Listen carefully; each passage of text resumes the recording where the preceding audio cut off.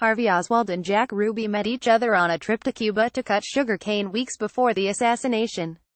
They were part of a group of 30 or 40 hippie-looking people who were on their way to Cuba to cut sugarcane, airport manager George Feraldo told investigators. This bombshell will shed new light on the truth behind JFK's assassination and whether Oswald was to blame for the former president's murder. Ruby, whose real name is Jacob Rubenstein, shot dead Oswald, 24, 2 days after the presidential assassination in November 1963. But just weeks before, Oswald and nightclub owner Ruby were apparently both part of a large group of mostly young people heading to Cuba. Mr. Feraldo told the FBI that Ruby and Oswald were dressed casually in sports shirts and trousers. The airport manager added that Ruby spent most of the time not mingling with the group but standing against the doorway that led from the waiting area to the rear plane boarding area. At one point he saw Oswald approach Ruby and ask, "Have you heard anything from the big bird yet?" Of note, LBJ, apparently a former Klan member, reportedly had a huge penis, and Sesame Street wasn't on the air until 1969, well after Kennedy's death.